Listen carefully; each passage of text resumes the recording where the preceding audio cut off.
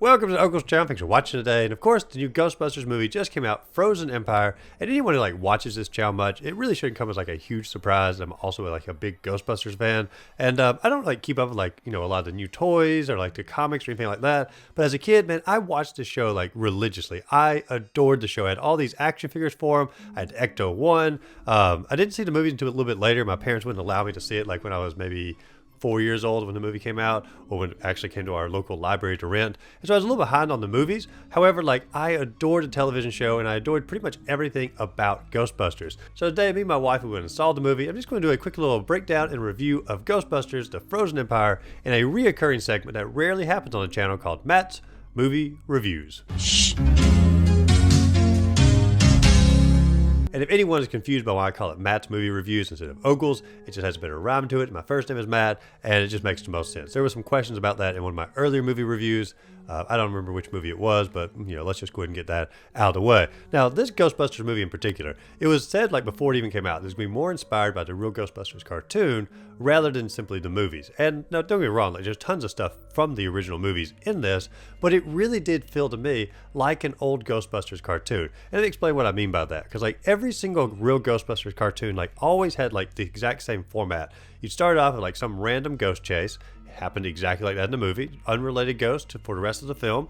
Then you, of course, have the new villain appear, some little mysterious actions or little objects or things like that happen just like that in the movie. Then you get a ton of background lore or background description or history about said villain, usually something from books or the library or things like that. Also happens in the movie, and then you get a final showdown with the new villain. And this is the exact format that the movie had, and it's pretty much exactly like what all the old cartoons did. And to me, that was a perfect pacing for the movie. I know some people had a criticism and said there wasn't enough ghost busting in the movie, and they felt it was too lore heavy or too story based, and they actually called the story convoluted.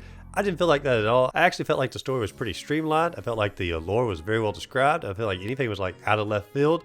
It just simply had a lot of lore in it. And if you enjoy lore to a villain, this is a really good film for you, because it really goes into a lot of detail about the new villain. And speaking of new villain, let's talk about him for a little bit. Now, the new villain is called Garaka, who's a pre-Sumerian demon or god from that time period that the Firekeepers sealed away. And that's not too much spoilers. That's all pretty much in the trailers, as well as described in the first, quarter of the film.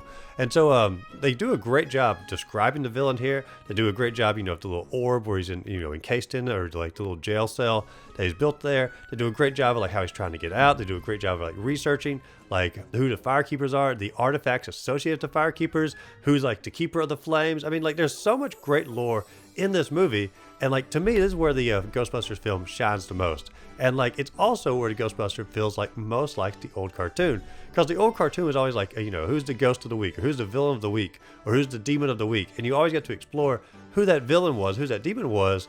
And yeah, the Ghostbusters were there. They were the ones capturing it. But you watched the show to see who this new villain was, to get a little bit, a little fright from it, and, get some history about it. And I don't know, maybe learn a little bit of history along the way, usually fake history, but sometimes it was, related back to actual events or actual things or actual legends or religions in ancient history. And so, I don't know. I don't think Garak is actually in any actual pre-Sumerian lore. I could be wrong on that, but I think the director just simply made up Garaka here. But regardless, the lore was always a core part of the show. And I'm not going to say the Ghostbusters were background, but you tuned in every week to see who the monster, who the villain of that week is going to be.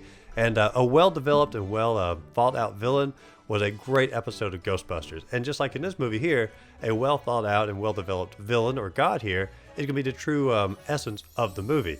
Because, think about it. No one loaded the show up and said sweet, I can't wait to see what Peter's up to this week, or I can't wait to see what Egon or Ray or Winston is doing. No, you loaded up to see what the villain was, and I feel this movie does the exact same thing. Yeah, you have the Ghostbusters, they're there, but you're definitely more in tune with what's going on with the villain, and you're excited to see the Ghostbusters at the same time.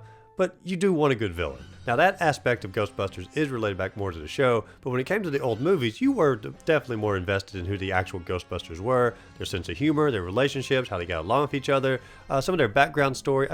You can't imagine the Ghostbusters without, Ray and Winston and Peter, and so and Egon, obviously, of course. But so that is a core aspect of the movies.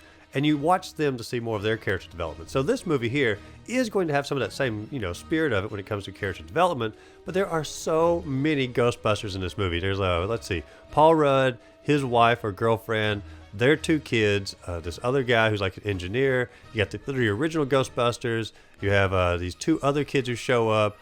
There's at least, and you also have the secretary from the original movie. So there are a minimum that I can count 11 Ghostbusters in this film.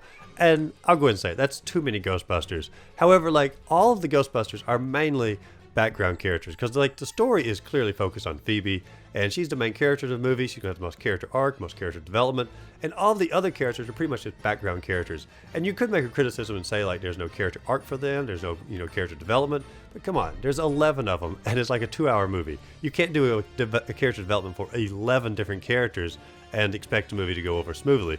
If you try to do that, you're going to have a very shallow character development. It's going to come off very corny. People are going to criticize it. So it's best to simply focus on 1 or 2 characters, really develop those characters, and let everyone else sort of be in the background, which is exactly what they did.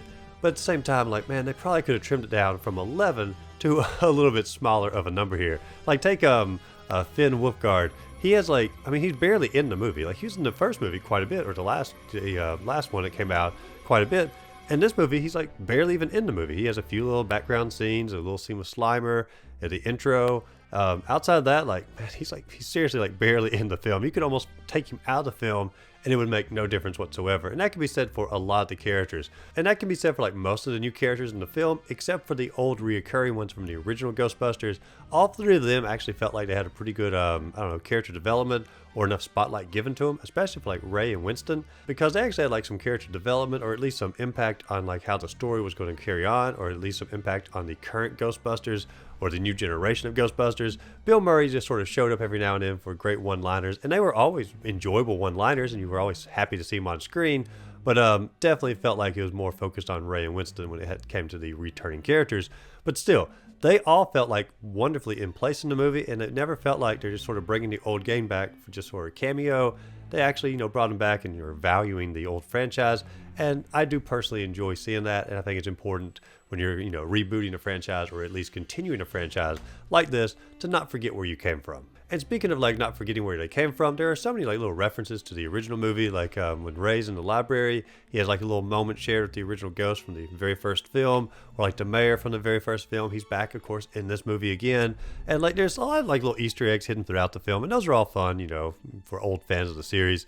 But like I said, like the writers did a really great job just simply implementing like the old movie, the old television show, especially the television show, and sort of keeping that going, as well as developing a great new villain, giving a great lore behind that.